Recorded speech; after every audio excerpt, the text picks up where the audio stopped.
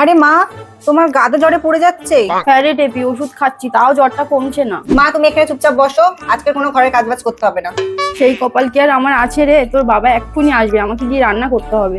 না মা, আজকে তোমাকে কোনো রান্না বান্না করতে হবে না, সব কাজ আমি করবো। মা তুমি শুয়ে পড়ো, আমি সব রান্না বান্না করে নিচ্ছি। মা, ভাত কিসে বসাবো, এটাতে না এটাতে?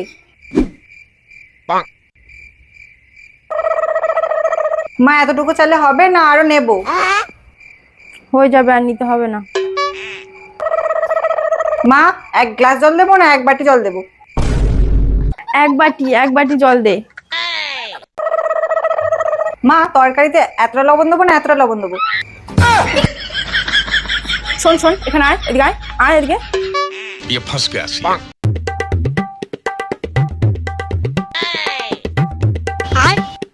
আরাম করার দরকার আমার না, আরাম করার দরকার তোর।